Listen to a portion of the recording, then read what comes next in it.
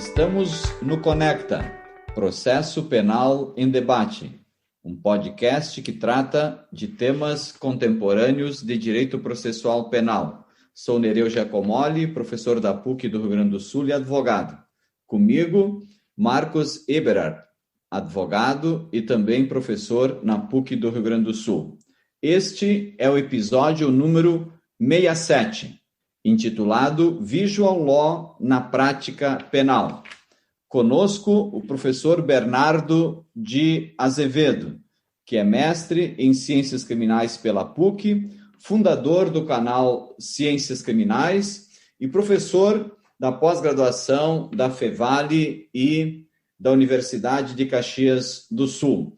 Professor Bernardo, inicialmente os nossos agradecimentos pela sua colaboração e disponibilidade em estar no Conecta em tempos em que realmente as ideias, além de termos ideias, elas precisam ser comunicadas e transmitidas de uma forma em que as pessoas possam compreender e ter toda a dimensão realmente do que pensamos e do que estamos escrevendo, mais precisamente transmitindo. Então, nada melhor do que o professor Bernardo para trazer aí, alguns subsídios dentro desta nova exigência da sociedade contemporânea, eminentemente de alta velocidade e com necessidade de uma comunicação rápida e eficiente. Professor Bernardo, com a palavra. Obrigado, professor Nereu, pelo convite. Professor Marcos, uma satisfação estar participando do episódio, do podcast. E uma satisfação podendo falar de um tema que eu venho me dedicando a pesquisar cada vez mais, que é o Visual Law. É uma área interdisciplinar de estudo que vem crescendo cada vez mais no país. Essencialmente, nós estamos percebendo cada vez mais essa conexão entre o direito, o design e a tecnologia e como tudo isso vem sendo trazido e aportado para o direito, né? Então, da mesma forma que nós vemos hoje nas redes sociais uma comunicação mais fluida, dinâmica, mais visual, o direito também está agora abrangendo, né, todo esse contexto e também utilizando de inúmeras formas essas técnicas no seu universo. E o Visual Law, na verdade, é uma sub-área de um campo maior chamado Legal Design, que essencialmente nós estamos falando aqui da aplicação do design centrado no ser humano, aplicado ao contexto jurídico, e o Visual Law é uma camadinha final aqui da pirâmide da professora Margaret Hagan, que ela traz uma estrutura piramidal em 5 etapas e 5 categorias, e dentre elas, o Visual Law seria essa conexão entre o design da informação jurídica.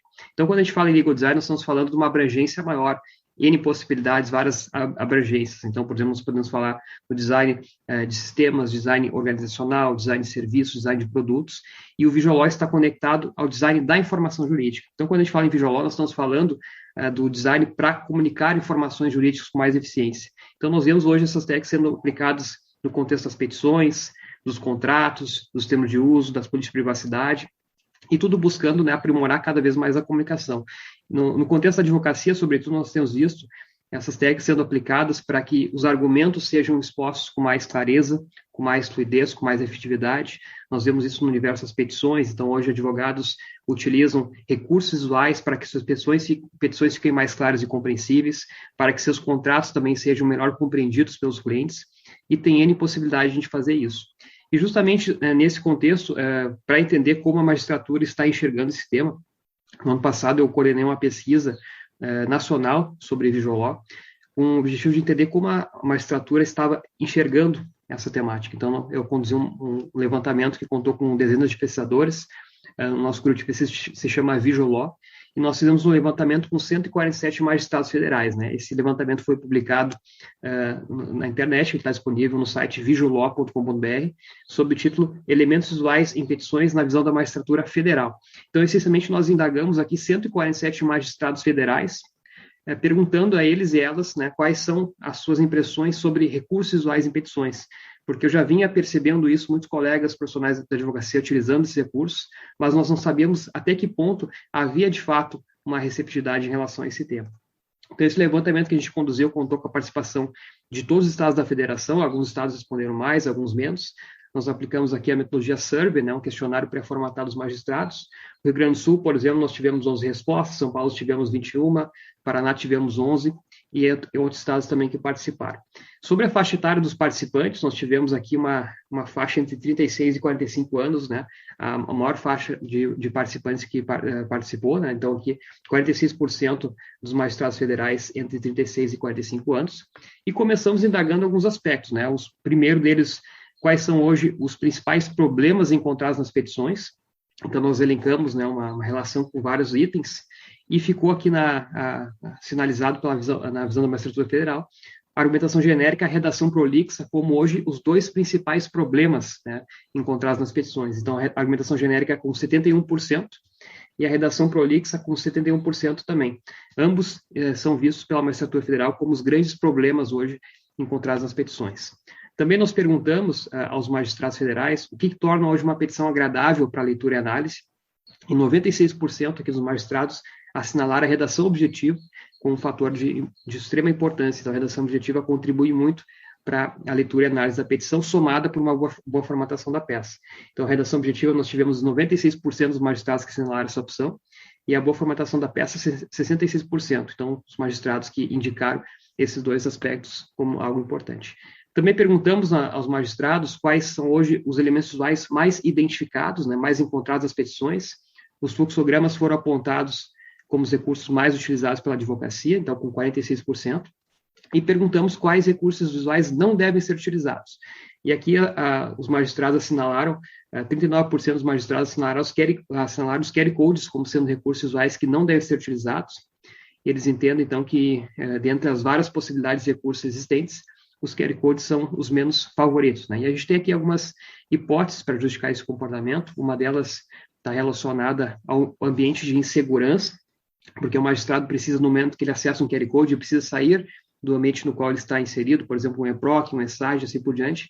Então, os magistrados federais, eles apontaram os QR Codes como os elementos visuais menos favoritos, e a gente tem aqui duas hipóteses para justificar esse comportamento. A primeira das hipóteses está vinculada ao ambiente de insegurança, porque o magistrado precisa sair do ambiente no qual ele está inserido para acessar esse conteúdo, né?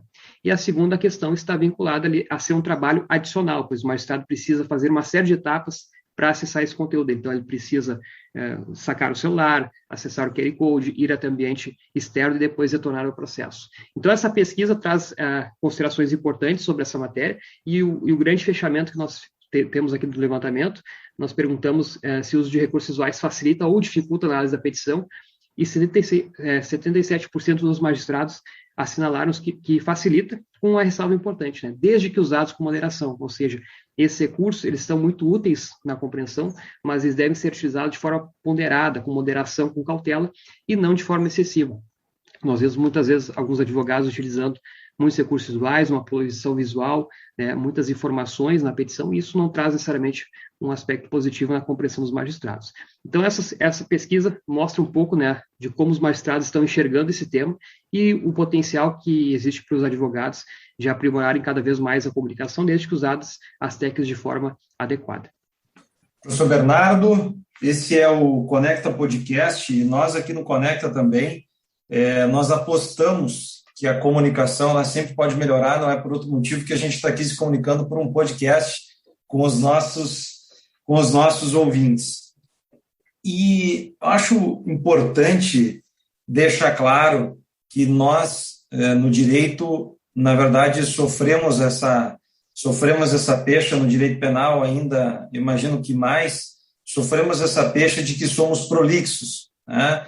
E que cada vez mais as decisões judiciais elas estão encurtando, assim como também as petições e os pareceres, ou a gente precisa escrever muito para dizer pouco, né? Então a gente poderia ter dito bastante antes. Quero deixar claro isso, não sou um especialista nessa matéria, evidentemente que não, mas eu quero deixar claro a diferença que nós temos entre enfeitar a petição e utilizar técnicas com moderação como complemento da petição para uma melhor comunicação. É disso que a gente está falando aqui. Ou seja, nós estamos pensando sempre na complementação daquilo que trouxemos para que possa ser melhor entendido pelo magistrado, melhor entendido pelo tribunal. E não há nenhuma novidade nisso, a não ser no fato de que nós sempre estamos tentando melhorar, por óbvio, mas a novidade que tem é o tipo de recurso que se utiliza para incrementação dessas ferramentas de melhora na comunicação. Então, quanto mais nós pudermos, evidentemente, fazer, enxergar aquilo que nós queremos dizer, sem dúvida nenhuma que a gente está no caminho certo. Então, apenas para deixar claro, foi exatamente isso que a gente tratou até aqui. São técnicas que não atuam em substituição à advocacia na tradicional, ou poderíamos chamar conservadora, não se trata disso, mas são técnicas que procuram complementar o dia a dia do advogado, e eu tenho inclusive, em alguma medida, utilizado quando necessário, para mostrar, por exemplo, uma determinada parte do processo. Ao invés de referir a denúncia do Ministério Público, referiu 2 pontos, eu vou lá e digo, olha, conforme o Ministério Público, e coloco a fotografia, claro que evidentemente trabalhada, daquela parte da denúncia que nos interessa, ou seja, não há nenhum trabalho para quem ler de ser necessário para o professor Nereu ir lá e abrir a denúncia, e na verdade eu estou trazendo isso aqui de uma forma visual. Então, não é nenhuma... Isso não funciona como uma técnica para poder, de alguma maneira, como é que eu vou dizer, quebrar o trabalho que a gente sempre fez de escrita, evidentemente de evolução, de lógica, numa petição. Eu não trabalho na contramão do direito. Eu acho que, na verdade, está na sequência do direito, porque essa técnica ela não está em negar tudo aquilo que a gente construiu até hoje ao redor da retórica, da persuasão, enfim, de tudo isso que nós trouxemos até aqui. Mas o professor Nereu certamente pode trazer também uma contribuição como magistrado, como magistrado que foi lá do outro lado do balcão. Claro que essa pesquisa que o professor Bernardo trouxe é bastante elucidativa, mas também pode nos referir o trabalho que se passa, em lendo defesas que poderiam, por exemplo, ir direto ao ponto, ou trabalhar objetivamente, ou organizar a sua peça de uma forma que pudesse ser melhor entendida pelo magistrado, pelo julgador. Sim, professor Marcos, me lembro de alguns casos julgados, um deles, por exemplo, onde eu acompanhando o julgamento, também participando da sessão de julgamento, o relator fez o relatório dele, depois adotou o parecer do Ministério Público, e o parecer do Ministério Público já tinha um relatório do processo, tá? Então, só no acórdão ficaram 2 relatórios, um relatório do relator e depois o relatório do parecer do Ministério Público, que já estava no acórdão.